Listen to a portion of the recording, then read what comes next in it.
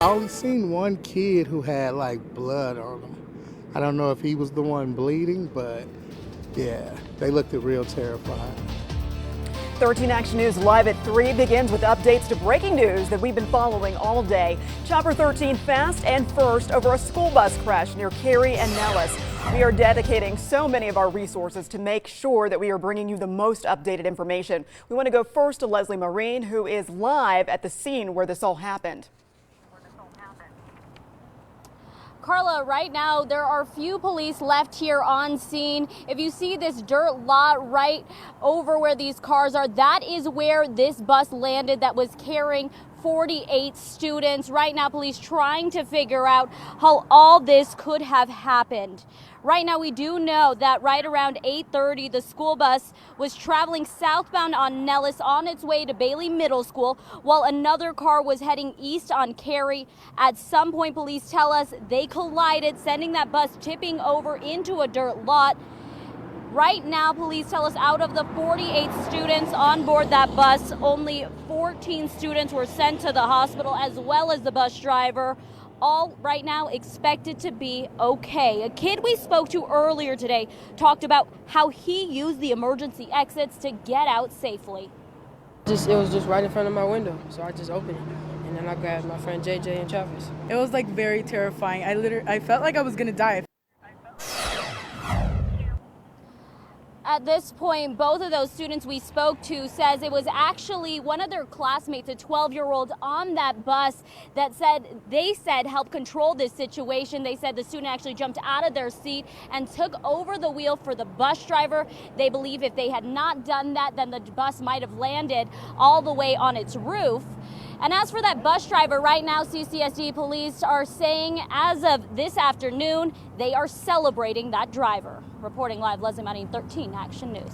All right, thank you, Leslie. And 13 Action News was the only station to talk to one of the first people to call 911. The office manager of GCR Tires and Service saw everything unfold from his office window. I was sitting here at my desk and I heard a crash and I could hear tires squealing, and I turned around and I saw the car spin around, and then I saw the bus leaning to the left.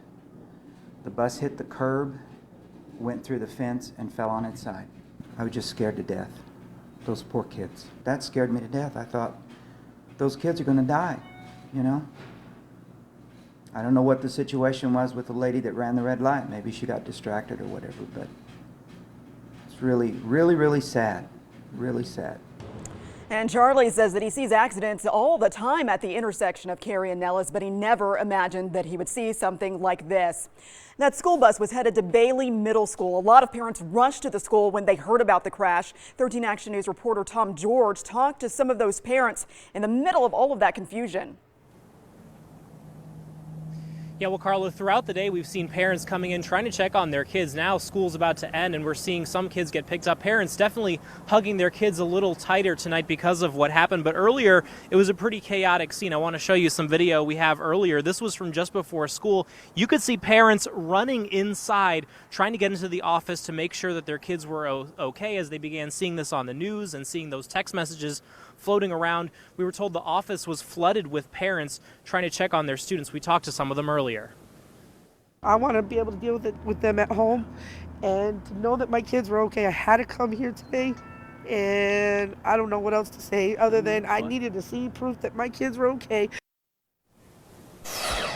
Now, though it was a little bit chaotic this morning, most parents we talked with say that they're happy with the instant communication that they got those text messages, and that everybody that was involved in the crash seemed to be notified pretty quickly. But even for the students that were here at school during the day, as school went back to normal, a lot of people still impacted by this. Of course, a lot of the students here had friends on that bus, very concerned, and because of that, CCSD says they're having counselors on hand to help any students here as they need it. For now, we're live. Tom George, 13 Action News.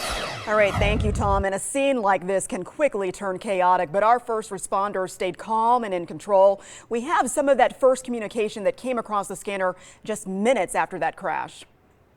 Hey, unit, have them medical get the ones that are trapped in the car. The bus driver's okay for right now. Now, this was around 8:30 this morning. That was just moments after the crash. You can hear the first responders talk about people trapped in the car. We do know that the driver of the car involved in that crash is dead. The passenger, a minor, is at UMC in critical condition.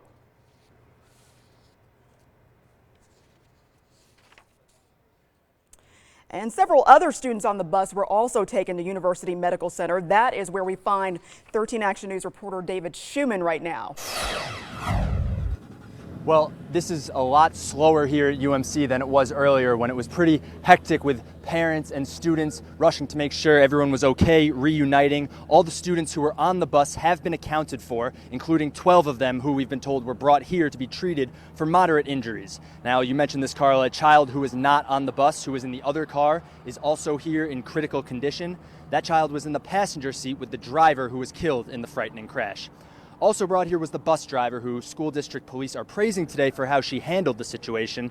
And here at the hospital, kids were released through the morning and early afternoon, happy to be reunited with their parents. One mom, she had 3 of her children on the bus. Very scary day for her. 2 were fine, but she said her oldest boy, 14 years old, was cut on his face and drifting in and out of consciousness. It's really giving me a wake-up call. You know, when things happen to you personally, it really affects you compared to just seeing stuff on the news. When it's you in the situation, it's totally different. We also heard a number of stories of students helping out their classmates to get off the bus, making sure their peers were okay. When parents here saw pictures of the turned over bus, there was a feeling of this could have been so much worse for our children. Thank goodness that it wasn't. Reporting live, David Schumann, 13 Action News.